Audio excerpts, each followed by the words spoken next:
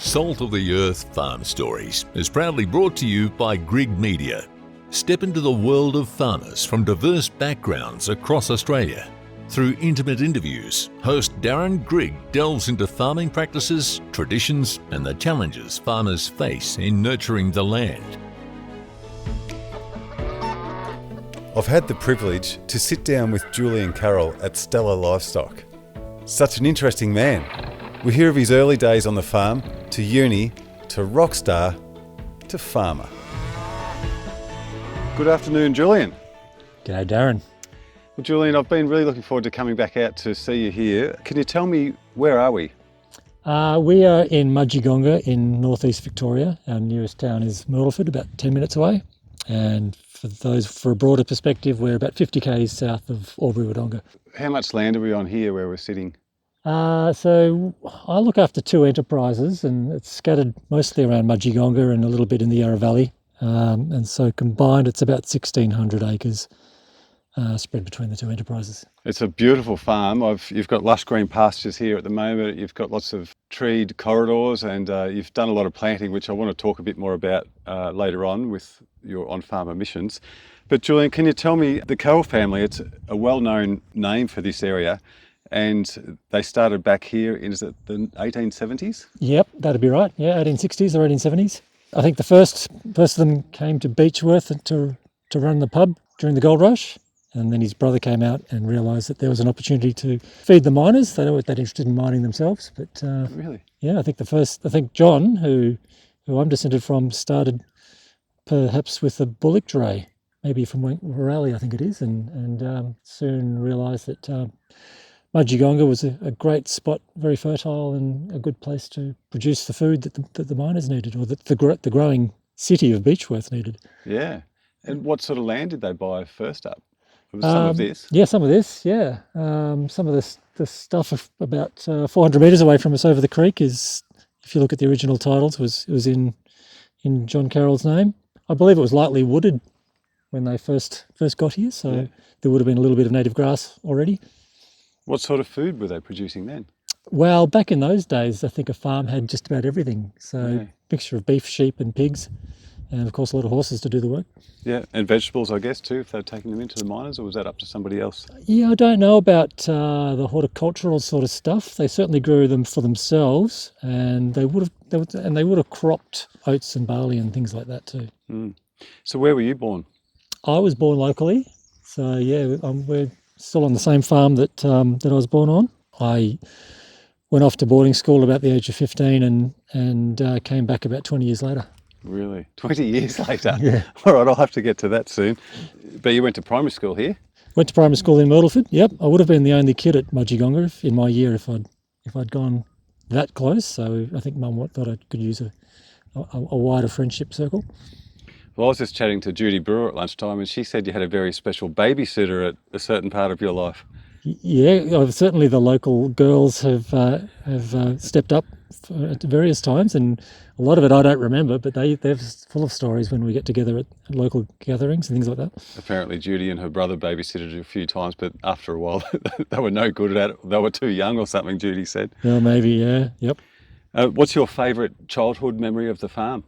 I think because my siblings were all older than me considerably, so 7 years, 10 years, 12 years, when they came home, it was like a celebratory weekend. It was, the good food was served, the big jobs happened.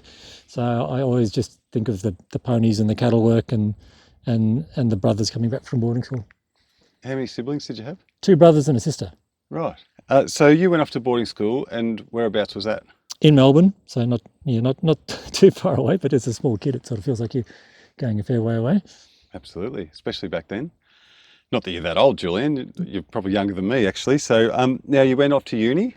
Yes, I started an economics degree, but I probably spent more time studying guitar than I did studying economic theory, and got about halfway through before I started touring with an Australian rock band. That was my next question, actually. I did hear that you were a rock star travelling the eastern states for a while. Yeah, so I think my passion as a late teen was writing music, playing music, and was able to hook up with some very talented people and start a band, which a lot of people might know. They're called Something for Kate. Paul Dempsey and I started in a flat in Malvern, where he lived with his mum, and added Clint to the band, the band's gone up and up ever since. And you're on bass? Yes, yep. I didn't have a lot of musical talent, but I could hold down the job of bass player. That's not what I've heard. And I was maybe 2 years older than Paul and Clint, so I was kind of the big brother in the band and was the guy that did all the organising. And were you working at the same time? Oh yeah, I've had a myriad of jobs, especially during that phase when it was all about flexibility and not about a career at that point. So in Melbourne mainly? Yep, that's right. Yep. Yeah.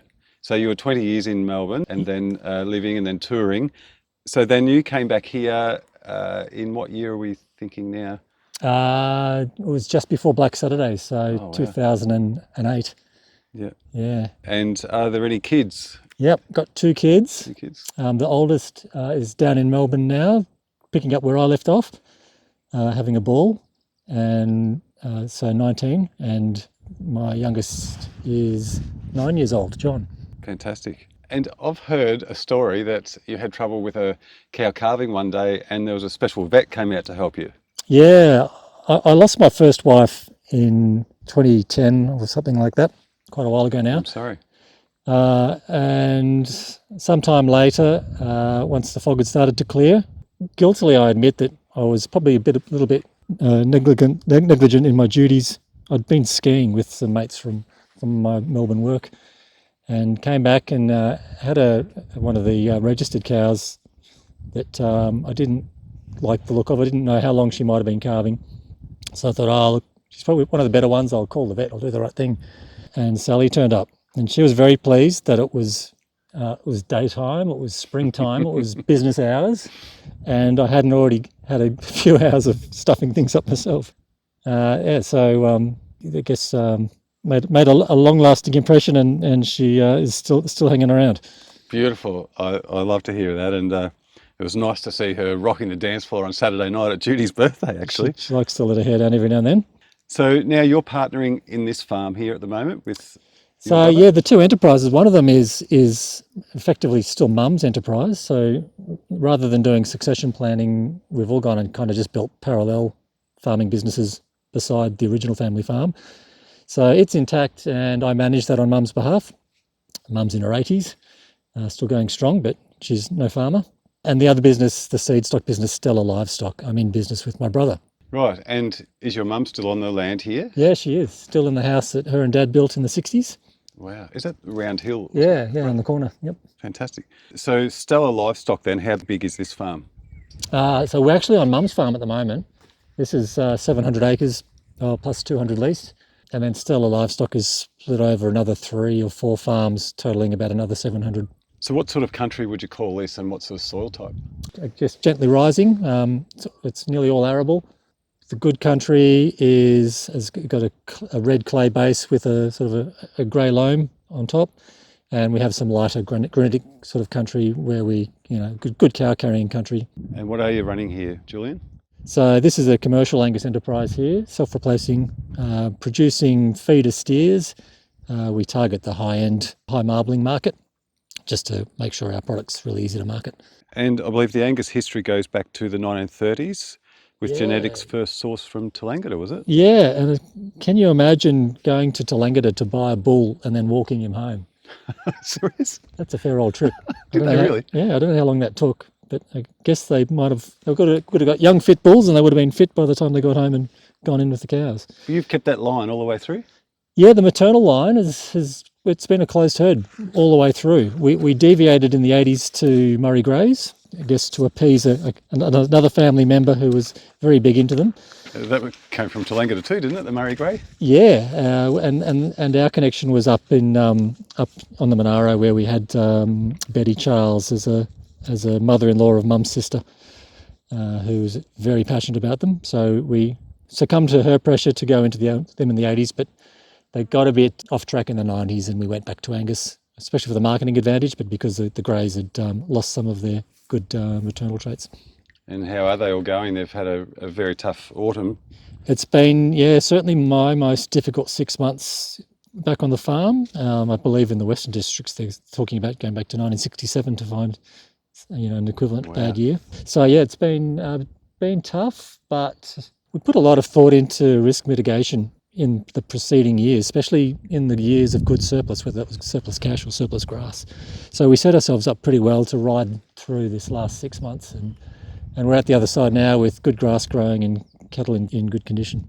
So you had some forward thinking there in recent years, and you stored a lot of hay? Yeah, we did. We had 4 or 5 years worth of hay squirreled away, and we'd actually taken out of our production program the need to feed hay very regularly. So everything we put in the shed was kind of just there for, rainy days, not the right word, a dry, a lack of rainy days. So yeah, look, it wasn't great quality, but it was what we needed just to keep cows going in sacrifice paddocks and in containment. And I love your management style here at the moment. You can look after the paddocks and the pasture and ground cover with these containment paddocks. Yeah, so we started down the path of building these containment paddocks right back in 2008 when there was we were first introduced to them, and we took us a while to iron out the kinks and creases. So the trees we were looking that line these paddocks, they go back to 2008, so they're nicely established. The water wasn't adequate when we had our first crack at it, so we've now got much better water flow, higher water flow and bigger troughs. And the last project we did a bit over 12 months ago was to put proper concrete feeding fronts on the stock containment yards. Yes, and I think that's a whole new episode, Julian. I want to talk about the feeding system that you've got to help with on-farm emissions. Going back to the trees though, aesthetically it's beautiful what you've done. Yeah, it is, and I hope that they stand the test of time, and it worries me when I see them blow over like we've had this week. We've lost only a handful, but it's disappointing to see even trees that, look, there's one in front of us here that's only about 3 years old and it's blown over. Well, I guess what's here, they've been here now for 15, 16 years, and the vast majority of them are still there and look great. It's a mixed species planting, so they're all slightly different shapes and colours and textures, and yeah. And why have you gone a mixed species? Well, I guess it's a little bit of hedging our bets to some, the blue gums got up a bit quicker initially, and then the others might cope with a higher nutrient load underneath them better in the long run. So it's kind of just being risk adverse and letting whatever wants to grow best, and everything else kind of just does what it does.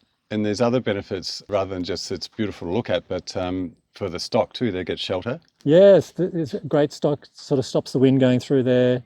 Tree guards themselves fill up with nice rank phalaris, which provides an excellent barrier for any runoff. And the mixed species planting, obviously good for biodiversity. So, there's different eucalypts flowering at different times, different understory shrubbery flowering at different times. So what does your daily routine look like, Julian? It's not too stressful. I do a lot of the home duties because my wife's so busy. Out of bed at 7 most mornings and organising the young bloke to get on the school bus, making his lunch and that sort of thing. As he gets older, it's harder and harder to get him started in the morning. Out in the farm, after putting him on the bus and back home for lunch. Sometimes Sally's home for lunch, which is nice. One of the big benefits of, I think, farm life is going back for lunch at home. And and then a bit more work until it gets dark again. In the summer, I might change my routine to get up very early and knock off by sort of 11 a.m. and go home for a siesta. Nice one. Beat the heat. You've got it worked out. Does farming impact your lifestyle and family life? I've loved what you've just told me, but farming doesn't stop. It keeps on going, doesn't it? So holidays and that are a bit harder to come by. Yeah, look, I think every other industry would look at beef farming and say it's, bloody walk in the park. And it is a pretty comfortable lifestyle, I've got to say. Occasionally it gets in the way. Sally, for example, her calendar is so chock-a-block, her diary is so full and not very flexible. And every now and then, when I'm on after-school sport duty or something like that, or something else to do with the little one, then I'll get something that stops me, like a heifer in trouble or a contractor bogged or something that just can't wait. And so that's pretty frustrating. But generally, we get to lead a pretty comfortable lifestyle. So I've got some off-the-wall questions for you, Julian. This is the fun part. What's something our listeners might not know about you? Well, I think probably that I spent 3 years as a founding member of Something for Kate would be the one that people outside my wider circle would be surprised to hear. Kind of incongruous with the vision of a farmer. That's the main one that I think that springs to mind. I'd love to see you up on stage there on the bass. What do people misunderstand about you most? Occasionally people will introduce me or describe me as a smart young farmer, or ask me a question posed, what's a smart young farmer like you think about so-and-so? And I'm on the wrong side of 50 now, so I don't think I qualify for young anymore. And on the question of whether I'm smart or not, I'd actually say that I'm not the smartest farmer going around. I just ask a lot of questions and take a lot of advice. And I guess maybe what makes me a little bit different is that I'm very keen on measuring results and outcomes to see whether a particular strategy has worked. But I can't actually think of a single thing that I do on the farm that I just haven't copied from somewhere else. Well, I think you're a very clever and respected farmer, and I love the way you do take on projects for the learning of agriculture, which is awesome. What's your biggest failure, and what did you learn from the experience? I think the thing that I regret the most is not heeding the agronomy advice that was initially given to me when I started renovating pastures, which, is, I think I wasted 10 years trying a whole bunch of things only to land back at exactly the original spot that the advisors were telling me. But why did I do that? I think there's so many moving parts to establishing great pastures that it's just too much to get your head around in one go. So, if you think about species and varieties, the fertility, which is both, the nutrients and the acidity, weed control, insect control, it's just so many things to get right, and there's no shortcuts. So you've kind of got to learn all of those aspects and get all of those things right. And I think we learn best by learning little bits at a time, and that was too much for me to take in and trust. If you could be remembered for one thing, what would it be? Leaving a legacy in agriculture isn't actually something I think about or worry about. I guess I would hope that probably more at a personal level that my kids and my grandkids, if they happen, remember me as someone that was a lot of fun and someone they loved and someone that was great to be around. Nice. It's probably my goals. Nice. Is there a funny story your family tells about you that you would like to share? Oh, I had to ask my family about this last night if they could think of anything. The one that came up a couple of weeks ago, we had a distant relative who lives in France out for a visit, and he said he remembers when he was here as a kid, I had a cat circus. So when I was a kid, I did have a cat circus. I had about 13 cats. Through lack of proper fertility management in the cats at home. They were mostly semi-wild. They weren't in the house. They just propagated themselves around the garden. And I used to, get them jumping from stool to stool and through rings, and impressed a lot of people. And I was just recounting to Sally this morning that obviously in the wintertime I taught the cats to jump up onto my shoulders, which was fine in the wintertime in thick clothing, but come summertime it was a disaster, especially when a visitor came and looked down at a cat that was looking up at them, thinking the cat was nice and paying attention to them, but the cat was just ready to launch. Have you got a cat now? We do. I'm not actually that keen on cats, but Sally's cat is a mainstay of the house at home. And what's your favourite job that you've had? I've had a lot of jobs, and I think I've got to say farming is the favourite of all of them. I was thinking of what I've done in the past. So it was project administrator, which is pretty boring. That's just maintaining Gantt charts on really, really big consulting firm projects. Pizza chef, call centre supervisor. I did those while I was the bass player in Something for Kate. Serious? A pizza chef? I was a pizza chef in the first wood-fired pizza joint in possibly Australia. Wow. People may know the Smokehouse. They started in Sorrento and then also had one in Toorak. So this is in the early 90s. That was probably my second favourite job. That was a lot of fun. But man, the pressure of a small restaurant pumping on a Friday night with also takeaways happening That was probably as much pressure as I've put myself under, I reckon. And after my career in the band, I went to vineyard hand, cellar hand, and then into IT, web developer, project manager, before finding my way back to farmer. Wow. Where was the vineyard? In the Strathbogies, Plunketts, which is Yeah, now right. Fowles. Yeah, yeah. So Beautiful one. my first wife was in the wine industry, and she was pretty keen to get out of the city where we were living, and took a job with Sam Plunkett, who was a great person to work for. Mm. And I was still in the band at that stage, and spent maybe 6 months working there once I wound up my duties with the band. If you could give your 18-year-old self some advice, what would you say?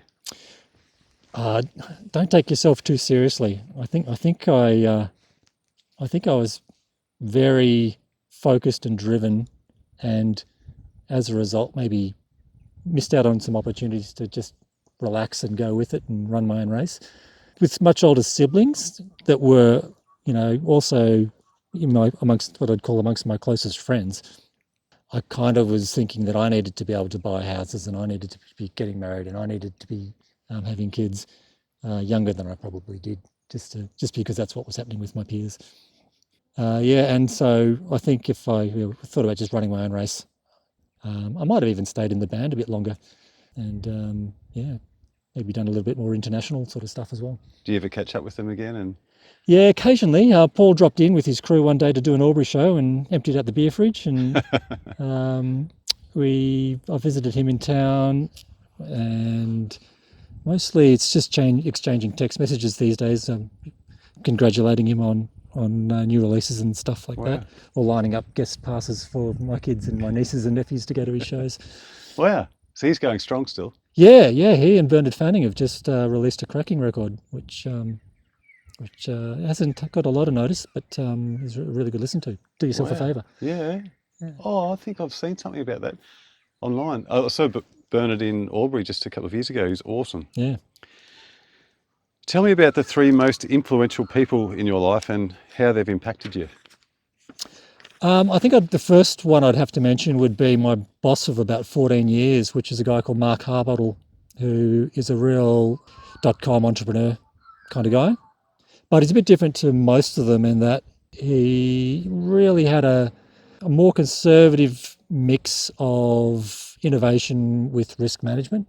So a lot of the .coms would get some angel investors in and set them up with, a bucket of money to go and try and make their product happen. Whereas Mark founded 4 or 5 businesses and bootstrapped them all, with them being profitable from day one. This was the sort of guy that, ran these businesses, established these businesses, and probably didn't really pay himself. We're all getting paid. The guys he was hiring, and we were able to go and get mortgages and buy houses. But he couldn't, because he was basically living hand to mouth just to get these companies off the ground. And anyway, he's enjoyed great success in the long run, and his golden handshake to me was the foundation of my seed stock business. So towards the later stages of working with him, he tipped some money into a venture we started together to buy some registered heifers, and I think that was his way of aligning me to an exit path that he thought I needed to make. He's a top guy, yeah. Another guy that I'd probably have to mention is Chris Myrams, who many people would know as a local consultant. I think his uncompromising view on needing evidence-based decision-making in ag especially, we're talking about, is probably shaped me quite considerably. He has a very low tolerance to BS, and kind of stopped me from ever just making an assumption or doing something because of intuition or something like that. And I think that's really helped me to become a real advocate of evidence-based decision-making. He's probably been influencing me for 10 years now. So he started just as a beef, I got introduced to him as our beef group coordinator, and been involved in various things with him through the journey. I think my last person I'd have to say is Dr. Sally Nixon. It's a bit corny to include your wife, but she's super smart, proper intellectual, proper scientist. Yet still leans on me for advice and still interested in what I've got to say, which is very flattering. Also, very BS intolerant, very evidence-based animal health decision-making with Sally on board. I thought marrying a vet might be a pretty handy addition to the enterprise, but every time I asked her a question, she'd say, "Yeah, call Brad, who's the vet we use, Brad Gurnan."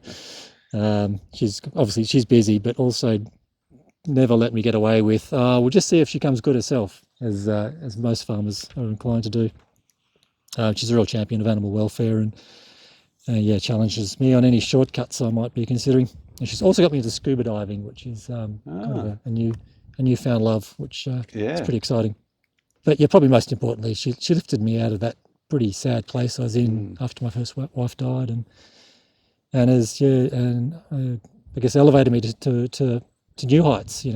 Lifted me out of my comfort zone, and I think made me a much better person than I was before meeting her. Yeah. Beautiful. And you've got some very special people in your life. Yeah, absolutely. Is there something about your career you didn't expect? I never expected to become a farmer, and it's made me think, well, if I'll give my kids up until they're 35 to decide, I certainly won't be pressured. My dad told us all that there's no future in farming, and none of you are coming home to the family farm. You've got to go off and make your own careers, which we all did. And then we all went and bought farms as well. So it was good advice, and we all came back to it as mature minds, eyes wide open, spending our own money. It was a really smart way to do it. Arguably, he didn't get a very good return on his investment in the private school fees, but I think we're all in a pretty good place for it. So yeah, coming back to the farm was not something I thought of until I was about 35. Yeah, and then it was the right fit at the right time. Came along with me having young kids and thinking, I don't think I want to bring up these young kids in Northcote. I don't really know how to do that, looking at the Northcote kids that are around me, but I did know how to bring them up in Myrtleford. So yeah, we made the move. What time of the day do you get your best work done? Well, I reckon a lot of my best work is actually done in spreadsheets. So I'd have to say my most productive time of day might be in the evening after dinner when I'm sitting down at the computer and wanting to process a bit of data. Yeah. Now, if you could have a coffee or a cold beer with somebody, who would it be? Yeah, this is a tough one for me. Can I say the Matildas after they had a win? Absolutely, you can. A great bar to be in if you could enjoy a drink out of them. I'm not a massive follower of sports, but the Matildas really captivated me and my whole family over the last 2 years, and so not any one of them individually, just the whole unit. I think it's been something that's been really fun to go on the journey with and watch. So yeah, I took Frankie and one of her friends up to Sydney for the opening World Cup game, which was a real thrill. But if you wanted a more serious answer, I'd probably like to sit down with someone like Ken Henry. He seems to be a fairly smart sort of bloke. Yep. And I really like what he's written about in terms of agriculture. Yeah. So yeah, he's got a good perspective there. Wow.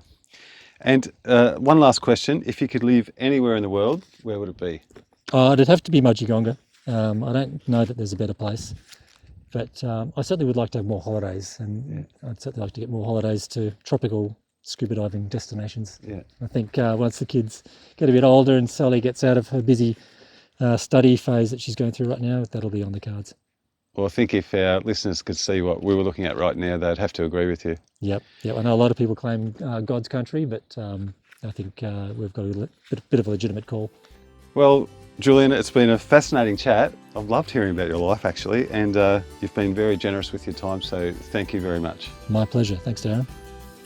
Stay tuned for another interesting episode with Julian, talking about on-farm emissions, published in a couple of weeks.